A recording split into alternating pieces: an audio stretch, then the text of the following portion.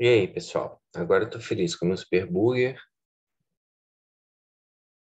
batatinha canoa, super engordite, para falar com vocês sobre, os três problemas fundamentais de uma psiquiatria sob a perspectiva científica. Primeiramente, isso não são problemas fundamentais da psiquiatria enquanto uma prática, enquanto uma arte, né? Mas sim enquanto uma ciência.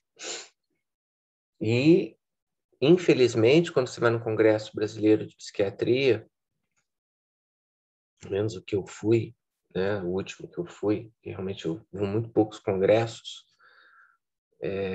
sou meio antissocial, não gosto muito disso, mas eu fui no Congresso de Psiquiatria no Rio de Janeiro em 2019, sobrava salas falando sobre ensaios clínicos de medicação para borderline, para esquizofrenia, né, estudo científico do efeito do folato sobre não sei o quê, né, papel dos marcadores inflamatórios na depressão, né, a gente via, né, um evento científico que utiliza o método científico que a gente viu na aula, na mini aula anterior. É um método baseado no quê? Baseado numa observação objetiva e sistemática de uma natureza através da análise sob a perspectiva do reducionismo. Quando depois a gente falou de complexidade, já ficou claro que sistemas complexos, que já são uma realidade, né, assim, indiscutível, eles são muito mal estudáveis pelo método científico tradicional através da análise, né? E o cérebro é um sistema complexo mais complexo que a gente conhece na natureza. E a mente, né, mesmo que eu a reduza a um mero epifenômeno da fisiologia desse cérebro, ela é muito mais complexa. Porque a mente ganha um status de subjetiva. Ou seja, o domínio da mente, né, ele é intangível para terceiros. Tanto que a noia de Descartes começou exatamente aí. A sua incapacidade intelectual, e que não foi resolvida pelo método, de saber se você existe ou se eu existo de fato para você. Então, eu posso transpor essa noia, né, para o que há dentro da minha mente. Como é que você vai saber o que ela é, ou o que eu penso? Como eu falei na aula de psicofarmaco, o máximo que a ciência vai me dar são correlatos neurais da expressão comportamental, ou seja, que necessariamente não é linear ao que existe na minha mente, né? Então, a pessoa lá parada, olhando para o nada, ou olhando para você, o que ela está pensando? A gente faz inferências através da nossa empatia, que não tem nada de científico, que é comunicação não verbal, né? Mas não são processos analíticos, racionais, né? Através do reducionismo, da observação sistemática de um objeto que vai me inferir o que eu estou pensando, né? Então, o problema fundamental começa pela própria episteme, né? A psiquiatria, ela, para ser uma ciência, ela tem que lidar com coisas objetivas e que possam ser analisadas pelo método científico. Mas, mesmo assim, a psiquiatria construiu, nas últimas décadas, né, um universo de verdades e de propedêuticas terapêuticas baseadas nessas verdades. O que é borderline, gente? Isso a gente vai falar agora. Mas antes eu pergunto, o que é delírio? Né? Então, eu vou compartilhar a tela para a gente poder trabalhar esse problema. É muito importante a gente trabalhar esse problema, né, no curso de psicopatologia, porque, como eu disse para vocês, o curso superior é um curso de construção crítica, né? É um curso de uma observação ou de uma reflexão crítica. Então, a gente começa uma disciplina falando dos seus limites. E eu quero dizer claramente para vocês, essa aula eu nem mostrei para o Birno, tá? Ela é a minha posição a respeito desse problema, tá? Depois, se ele concorda comigo, a gente conversa juntos com vocês. Se não, a gente debate, vocês assistem. Pode ser até muito mais interessante, né? A gente identifica 3 problemas. O primeiro deles, tá, é o semiológico. Bom, independente, né, uma definição formal de complexidade, até pela nossa própria intuição, a gente percebe que, né, quando a gente quer medir alguma coisa, né, quanto mais complexo for o cenário de medida, menos objetiva, ou seja, menor a precisão dessa medida, tá? Vamos pegar um cubo que tem 6 lados iguais, medir o volume dele através de um aparelho métrico. Agora pega uma pedra toda facetada, medir o volume dela através de um aparelho métrico. É muito mais difícil e muito mais impreciso. A objetividade cai, né? Independente de ser uma coisa simples ou não. Então, a gente pode definir que quanto mais facetas, quanto mais elementos e componentes, ou quanto menos redutível for, né, esse sistema, mais difícil fica de obter uma medida objetiva dele, mesmo que essa medição seja possível. Isso já é um problema para a medicina de uma forma total, né? Medir só um hormônio como a insulina vai me dizer hoje muito pouco sobre a fisiologia do balanço da glicose. Eles têm dezenas de hormônios e trabalhando de forma integrada numa rede complexa dentro do conjunto do conceito de complexidade, né? E agora, analisar especificamente cada hormônio, ignorando a interação, porque o hormônio X pode ter uma medida 10 numa situação A, uma medida 20 numa situação B, uma medida 30 numa situação C, e todas serem normais, dependendo da situação, em relação às outras medidas. É uma bagunça. A própria medicina, que pode ser, entre aspas, científica, através do raciocínio médico, já padece, porque é difícil organizar essas medidas. Agora, e quando a gente não tem medida? Porque a semiologia, né, dentro da endócrino ainda é possível, porque você mede a taxa dos hormônios, né? A gente pode medir a taxa de tristeza. Então, o que é uma medida?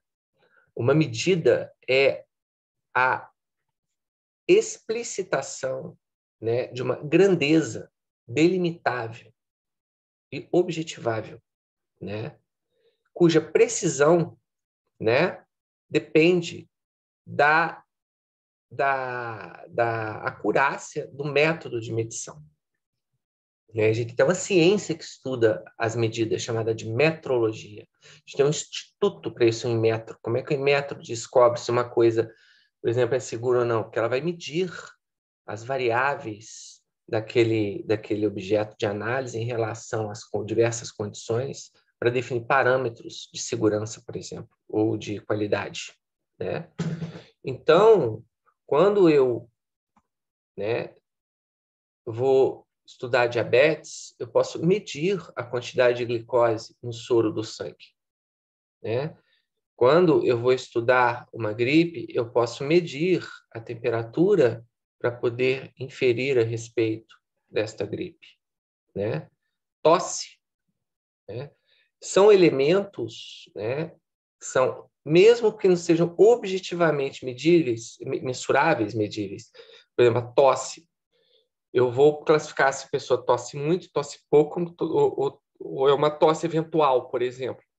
Mesmo que eu faça uma medida meio subjetiva da quantidade de tosse, a tosse em si é um elemento objetivável, delimitável. Ela é uma existência que não existe, né, numa condição fisiológica do corpo. Ninguém tosse porque está tudo bem. Você tosse porque você tem uma inflamação na garganta causada por um vírus ou causada por pelo ácido do estômago ou por uma alergia, né? Você pode ter a tosse psicogênica, você pode ter a tosse por causa da irritação causada por um corpo estranho. E as tosses, elas são delimitáveis, a tosse seca, a tosse produtiva, né? Você consegue achar o correlato dessa tosse ao colocar o estetoscópio no pulmão? Se você escuta um sibilo, aquele chiado, você já fala, bom, então eu já sei, essa tosse é produzida por um broncoespasmo. Não existe broncoespasmo fisiológico, né? Então, as medidas que a semiologia médica tem, que é exatamente a semiologia a gente já falou que é, na medicina de uma forma geral, permitem se aspirar uma medicina científica, porque os objetos de estudo são delimitáveis e mensuráveis. São objetos. E o que vocês estão vendo na foto aí desse neném? Um choro. O que é o choro? Primeiramente, né, eu posso até reconhecê-lo, mas eu não posso medi-lo, né? Medi-lo dentro, e principalmente medi-lo dentro de uma perspectiva complexa. Quantos choros diferentes existem, né?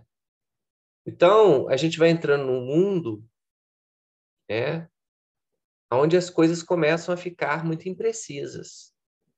O choro, ele é um patognomônico, ou seja, você tem uma condição fisiológica onde exista choro, depende, sua mãe morreu, você vai chorar. Perder a mãe faz parte da vida, né? A namorada arrumou outra, né? Você topou o dedo numa porta, tudo bem, aí você já tem a ferida, então o choro pode ser um sinal semiológico, mas você tem um objeto ali que justifica esse choro, né? Quando que eu separo o luto, o choro do choro da depressão? Cadê a linha que divide, né? Bom, isso mostra para a gente que os elementos semiológicos, que é exatamente o que está na psicopatologia, na sua grande maioria, eles não são mensuráveis. E digo mais, não são delimitáveis, porque eles não são objetos, eles são elementos virtuais, subjetivos, que pertencem à privacidade de uma mente que é completamente intangível à observação externa. Quer um exemplo? Delírio, alucinação auditiva.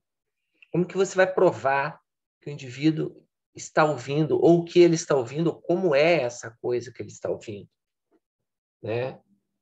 Se ele está simulando, ou simplesmente ele está, né, tendo uma impressão. Hoje mesmo eu atendi uma mulher que ela falava que tinha uma voz dentro da cabeça dela, que é completamente compatível com o resto do exame psicopatológico, com a condição dela, porque ela não tinha nenhum sinal psicótico. Aí você vai explorando, ela fala, é uma voz na minha cabeça, né? Eu falei, é o seu pensamento? Ela falou, pode ser. Nem ela sabe o que é, gente, né?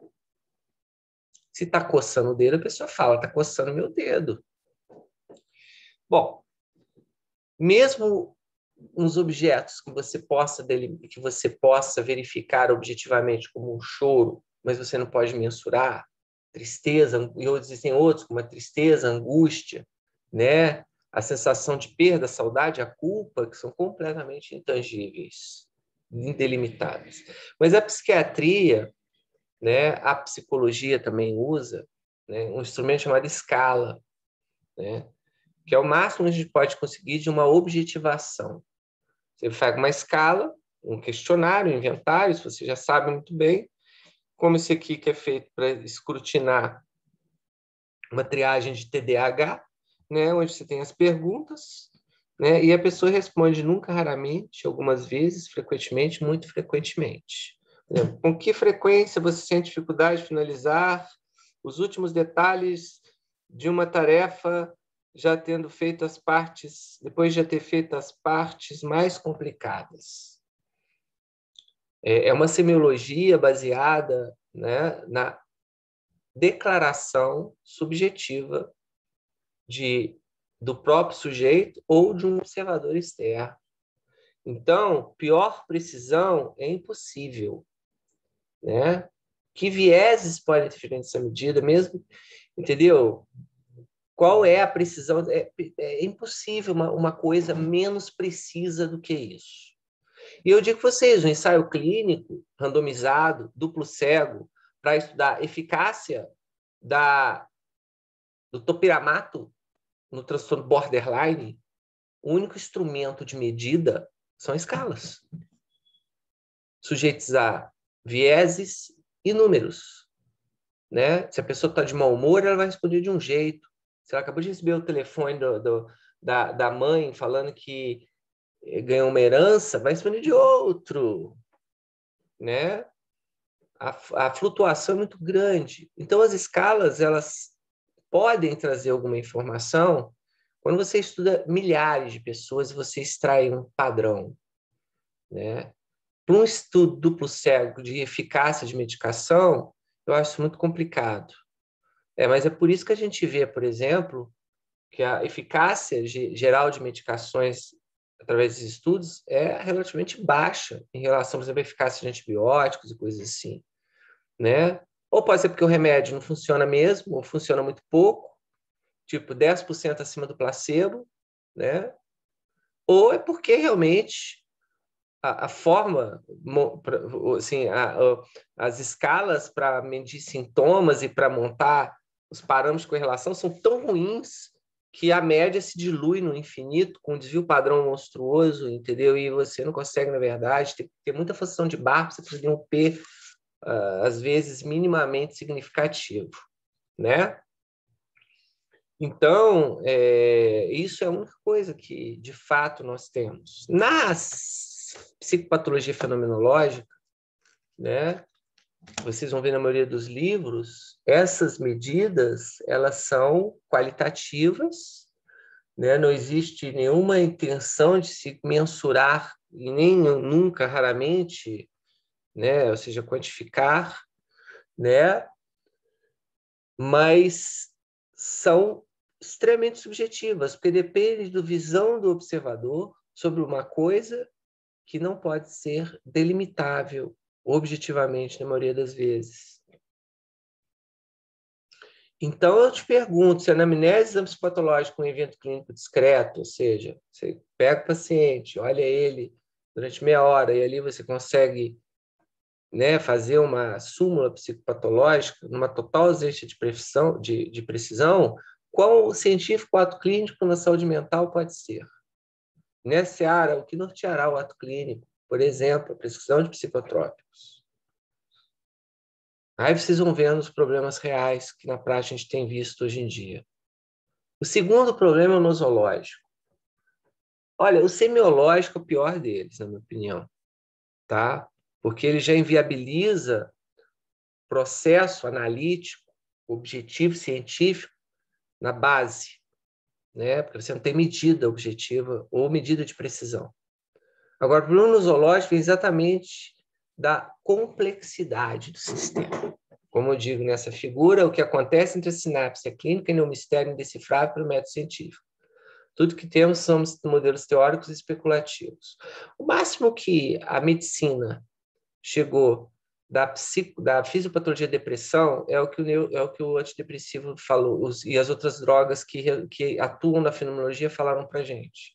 Se é que saber fenomenologia pode ser objetivamente medida, o que a gente já viu que não. Né? Então, por exemplo,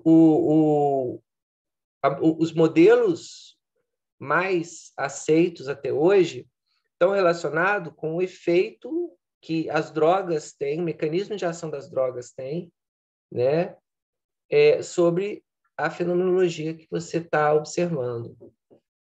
Mas existe um universo complexo aí. Por isso que eu falei na aula passada, né, no vídeo passado, talvez a melhor psicopatologia seja uma da complexidade, que é uma coisa que eu ainda posso medir matematicamente, do todo, ou no máximo de setores desse todo, né? Sem ter que delimitar, segmentar, né? Dissecar nas partes, que nem são evidenciáveis. Acho que a parte realmente é a sinapse, porque do neurônio para cima, quando você fala de redes neurais, todas as divisões elas são puramente teóricas. Da mesma forma que você divide o mapa mundi em países, né? Não tem nenhum limite concreto, nenhuma linha física que divide área de linguagem de área de, sei lá, de coçar o saco. Não existe isso. Né? Então, toda a nossa própria, né, neuroanatomia funcional é tão real quanto o mapa político do planeta Terra. Então, a gente tem dentro disso, né, o embaraço de você não conseguir encontrar causas e mecanismos para nenhuma manifestação de sofrimento mental. Eu estou sofrendo porcaria, mas eu não sei a causa e o mecanismo de sofrimento. Né? Posso até achar alguns correlatos, o que eu falo no meu livro, como um arqueólogo que acha 4 cacos de um vaso, né, e monta um modelo especulativo do que era aquele vaso, para que ele servia, o que tinha escrito ao redor dele. Então, ou seja, 4 cacos, né? Não é um vaso. E isso gera um problema sério. Então, né, o que a gente falou sobre a psicopatologia fenomenológica, a psiquiatria ela se rendeu a essa ignorância e falou, então a gente vai só lidar com síndromes, que também são especulativas. Né? Apesar de eu ter um conjunto de características que define mais ou menos um tipo, aquilo é especulativo também. Do ponto de vista de construção de uma categoria, né? Na verdade, é um consenso. Tem a validade, óbvio que tem a validade do consenso, né? Ou tenho lá os sábios anciãos, que são os experts, né, da psiquiatria, que vão juntos debater, né, baseado em alguns cacos de vaso, e dizer, isso aqui é esquizofrenia, e a gente usa esse critério semiológico, que não é objetivo, para poder dizer se é ou se não é isso aqui. É complexo, né? E ainda não é o problema zoológico, ele não é o pior. Na verdade, o problema zoológico é menos pior que o semiológico, né? E também é menos pior que o próximo, que é tão ruim quanto o semiológico, mas é diferente. O semiológico é um problema técnico duro e o próximo problema é um problema ético, muito sério, que muda totalmente a perspectiva da psicopatologia. Aqui eu falei do DSM, tá. Tá. Pulei isso. É esse aqui. O mente. O mal-estar na civilização. É uma questão bem objetiva, né? Vamos separar causa e efeito no estabelecimento de um diagnóstico. Ou pior, eu tenho um sofrimento mental, tá?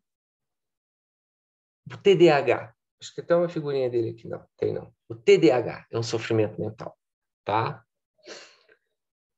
Como que eu vou determinar se aquele sofrimento mental, ele é primordial à condição daquele sujeito, ou ele é nada mais nada menos que um processo induzido naquele sujeito pelo meio, ou seja, estresse social. O que faz, a gente sabe que as pessoas com TDAH, se você pode medir isso, ou se isso realmente existe, né, enquanto um diagnóstico, porque isso é fenomenológico, isso é um consenso, enfim. O que quer que seja aquilo ali, e como que é que você consiga descobrir que aquilo existe, né? Como é que eu vou saber se a dependência química, a depressão, a ansiedade, né, o insucesso profissional estão relacionados com aquilo ali que a pessoa tem ou é, sei lá, ou a forma como o mundo lida com aquela pessoa. Há uma diferença muito grande entre ser atípico ou neurodiverso e ser portador de um transtorno.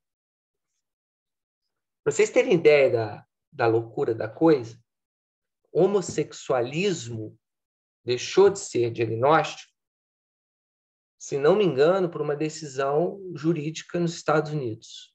Não sei se foi a Suprema Corte, não sei, que bateu mais para isso aqui não é mais doença mental. A galera do autismo tem uma briga política, né, para legitimar-se como neurodiversos e não como portadores de um transtorno, né? Ou seja, eles estão dizendo para nós, nosso sofrimento não é porque o nosso cérebro funciona assim, é porque o mundo lida assado com o nosso cérebro. Ou seja, se eu pego uma pessoa, um sueco, né, branco, e jogo de helicóptero, jogo ele nu, de paraquedas no meio da savana africana, entendeu? Um meio que vai ser agressivo para ele, óbvio que ele vai ter problemas ali, né? Vai virar um homem bolha, né? Acontece muito isso com suecos que vão aqui na praia de Copacabana e não conhecem uma coisa chamada sandal, né? Eles não têm doença nenhuma. O que houve ali foi exatamente uma incompatibilidade do meio com a existência dele. Aí vocês falam, mas o homem tem que se adaptar ao meio. Negativo. Porque a relação entre o homem e o mundo começa pelo mundo. Quem dá o primeiro tapa é o mundo. Porque quando você nasce e é um ser totalmente vulnerável, já é o mundo que está ali atuando em você, através de uma mãe maluca que fica desinfetando sua fralda, entendeu? Ou logo depois de uma professora que chama de burro porque você não conseguiu juntar a B com a A para falar bar, né? Então, é o mundo que produz esse primeiro impacto.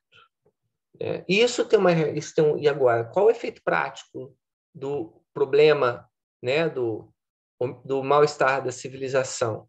O problema prático do mal-estar da civilização é ético, porque é aí que eu vou definir se eu vou intervir no indivíduo que tem um problema ou no mundo que tem um problema com este indivíduo. Vocês estão entendendo onde fica o buraco? E a gente instrumentaliza isso com um filme, um livro, de uma biografia do Christopher McCandless, Into the Wild. Onde eu estiver, eu vou falar dessa história, porque é uma história que eu amo. No meu livro, eu já escrevi várias vezes sobre ela, né? E aqui eu estou mostrando, né, o cartazinho do filme e uma perspectiva extremamente realista. Ele é a história de um rapaz pegando o corte fenomenológico, sem interpretações. É um rapaz que, depois da formatura no college, as portas de entrar para fazer direito em Harvard, ele literalmente rompe com o status quo. Ele queima os documentos, queima até o dinheiro, coloca o mochila nas costas e vira um andarilho que chega até o Alasca, onde ele morre depois de comer, por engano, uma planta venenosa, achando que era comestível, né? E se a gente for olhar essa história, né, sem interpretação nenhuma, você tem duas interpretações ou duas dois pontos de vista igualmente válidos. Se for um cara de esquerda, aquariano, que, aliás, Chris McClellan era aquariano, né? Fala, putz, esse jovem é um revolucionário, discutindo as estruturas do sistema que oprime, que robotiza o homem. Agora, se você for olhar para a perspectiva de direita, um capricorniano olhando isso, esse moleque é um maluco. Larga uma vida perfeita, onde ele podia ter tudo, conquistar seu espaço. Qual que é o diagnóstico? Qual o CID desse moleque maluco? E esse é um problema que a psiquiatria jamais vai resolver. Pelo menos enquanto ciência. E aí eu deixo vocês com um livro Normal e Patológico, que inclusive está na bibliografia do curso, né, suplementar do curso. Eu nem vou abordar isso aqui, né? A gente só falou, olhando para o Christopher McClellan, um pouquinho disso, né? Mas é para vocês pensarem e depois conversarem a respeito. Essa vaquinha aí não me define normal, né? É isso aí. Então, eu espero que com esses videozinhos vocês entendam um pouquinho de onde vocês estão pisando. A psicologia tem menos problema com isso, porque realmente, né, a psicologia não pretende ser ciência, né, como um todo, eu acho, tomara, né? Ela é um campo de saber que reúne da arte, a filosofia e também a ciência, né? Quando nós... Aí vocês vão falar, esse vídeo ele foi feito para eu demonizar a psiquiatria? Muito pelo contrário, tá? Muito pelo contrário. Ele foi feito para a gente tentar ressignificar a psiquiatria, né?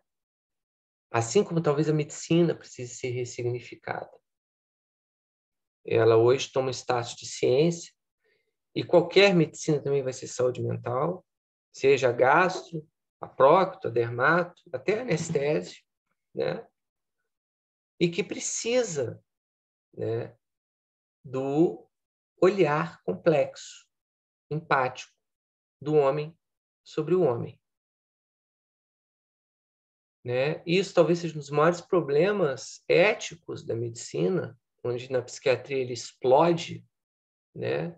Que é a perda desse olhar humano, né? Em detrimento de uma pretensão científica. O olhar humano, tá? Ele não é norteado por análises, observação sistemática, né? Ciência. Ele é norteado por uma outra capacidade humana inata. Porque ao mesmo tempo que o cérebro é bom para reconhecer padrões, como nos diz Carl Sagan, eu digo que ele também é bom para criar coisas novas, né? A arte é esse caminho. A nossa criatividade, né, balada pela nossa sensibilidade e empatia, é o grande arsenal que a medicina tem para combater o sofrimento humano, que não só é mental, mas que também sempre vai ser mental, né? Então é isso aí. Bom curso de psicopatologia para nós. Beijinho.